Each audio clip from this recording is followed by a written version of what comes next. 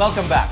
Marami ng pagbabago na ginawa ang mga local basketball leagues tulad ng UAAP, NCAA at PBA para mas lalong masanay ang mga players sa FIBA style of play. To talk to us more about this, kasama natin ang basketball analyst na si Adrian Dy, aka Chinoy Hoops fan. He's back! Hi guys. Hello Adrian. Okay, so let's talk about the FIBA rules that are now being implemented in the UAAP and the NCAA. One rule in particular, yung possession arrow. Yeah.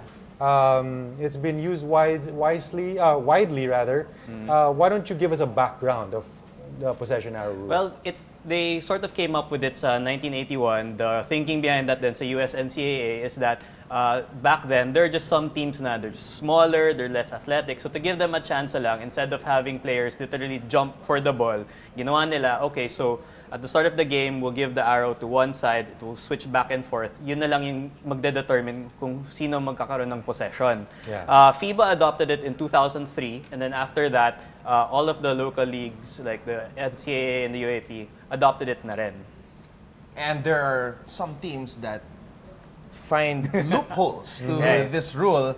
Case in point, what happened in Game 3 yesterday in the NCAA Finals in overtime, wherein nakita natin si Macjor-Luib and Kevin Racal enter the shaded lane as their teammate Jom Soliano was about to take a free throw at sumunod itong si Arthur De La Cruz at si Ola Adeogun.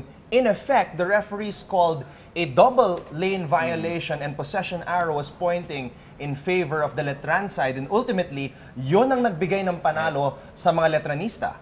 At yun yung naging controversial because a lot of people felt na to have the game end that way, na parang the refs essentially said, okay, you get a bonus possession. A lot of people didn't feel that that was the correct way, especially when you look at how well San Beda fought back just to force the overtime. So naging controversial yun, and as we know, the team manager Jude Roque tweeted na he felt that the NCAA just wanted a new champion, kaya nangyari yun. So it's controversial in that sense, because of the way it ended aesthetically. Pero based on the rule book, if you look at what they were following, correct naman yung call. Ang nakasanayan kasi the past few years, especially the UAAP, is in the last 2 minutes of a ball game, whether it's a fourth quarter overtime, if there's a double lane violation in the last 2 minutes, automatic jump ball. Right. Ngayon, when we shifted dito sa FIBA rules, it was adopted para to speed up the play. Wala nang jump ball pag double lane violation, even in the last 2 minutes, automatic, they follow the possession arrow. So, tell us, what was probably going into the mind of Macjor-Luib? Ano yung wini-weigh niya dun sa circumstance yun? And anong klaseng basketball IQ do you have to have para maisip mo yun? You need to have a lot. Because when you think about it, yung penalty kasi for that is if the player makes the free throw and you're his teammate, you stepped in first, that shot is negated. Then San Beda would have gotten possession. But I think what Luib was weighing was that Soliano is not a very particularly strong free throw shooter, and he knew that given the gravity of the situation, I'm sure if you're Art De La Cruz, nakita mo yung kalaban mo, pumasok na. Oh, maunahan ka eh. Feel mo na, oh, I have to follow him also, That's diba? tendency talaga. Exactly. It's just player's instinct. So I'm sure he calculated all this in his head. I think for him, he felt na he had better than 50% odds of getting the possession or of something good going the trans way. Kaya niyang ginawa. And as you mentioned, that takes a lot of basketball IQ. Ngayon naman, Adrian, after the game, kinausap itong si Coach Alden Ayo at tinanong siya if that was orchestrated. Sinabi ni Coach Alden Ayo, matatalino ang mga players ko. At nag-usap daw itong si K-Rax at si Macjor-Luib. Nakita nila, possession arrow was in favor of the Letran side, and they were willing to roll the dice. Kasi kung hindi sumunod si Arthur at hindi sumunod si Ola, automatic mapupunta sa San Beda ang And bola. it would have been a dead ball. They could have called a timeout to set up either a potential another overtime forcing shot or the game winner. So doon natin makikita yung napakataas na basketball IQ. At saka napakataas na guts to do that, to take that risk in that type of scenario. Ngayon, personal opinion mo, Adrian, do you like the rule? I don't like the rule. Like personally, I really don't like. It's not because na San Beda fan or whatever. If you've looked at my Twitter feed at Chinoy Hoops fan, I've been really complaining about this rule ever since it came back. For me lang kasi, you know, some people don't like flops. Some people don't like the hack-a-shack. For me, it sort of falls into that same area na parang it doesn't go towards the spirit of the game. Like in this case, it's a double lane violation. You have two people violating a rule, basically. Yeah. And yet one team will be able to sort of bend it, if they want to, in their way and get something out of it. So parang mali yun for me.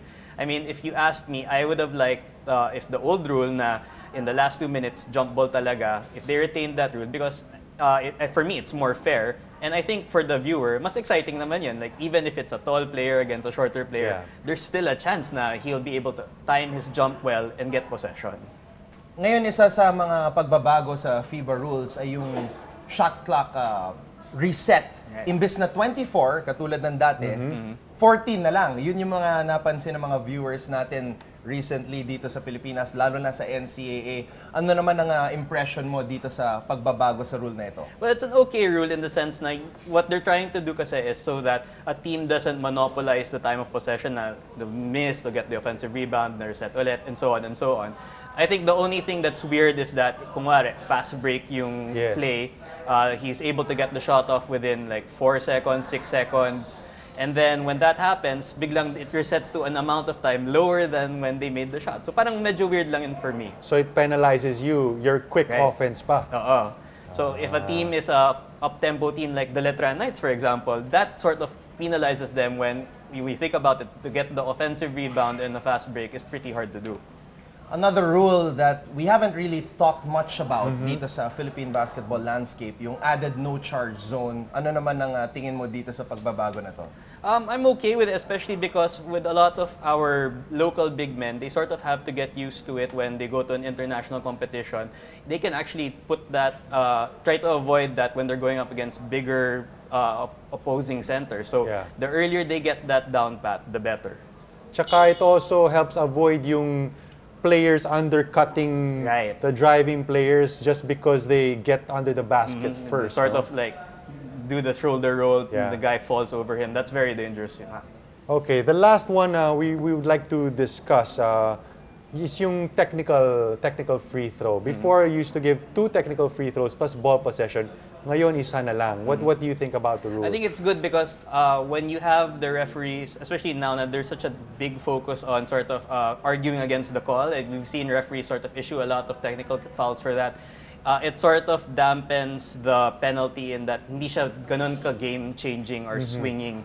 So if you're going to really make it a point na I'm going to call more technicals to people who are complaining with me, syempre you want to sort of lower the penalty so that it becomes more fair for those teams. Oh, because they're very quick on the whistle, Yes, yung exactly. resentment to the call right now.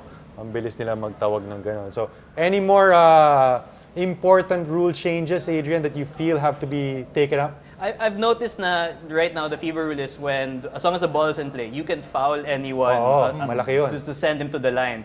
I don't think some teams have sort of really gotten the hang of it. Na minsan when you see them, talagang yung ball handler yung hanap nila.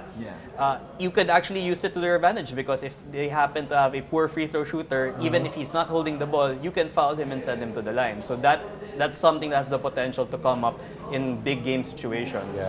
Marami talagang pagbabago dito sa FIBA rules na nakaka-apekto sa ating mga malalaro, mga kupunan dito sa UAAP and NCAA. But your final thoughts on the epic series, Game 3 sa San Beda and Letran yesterday? Well, I think like what I said last time I was here na a lot of people really wanted or were sort of rooting for Letran as the classic underdogs, and to see them win in that style na they almost had it. San Beda came clawing back, and then they really proved that, okay, we are going to win this game. It really says a lot for that team, a lot for that coach, and the way he changed that team's culture. So, kudos to Letran, and kudos to all of the people who are covering that game. Like, thank you very much. My partner,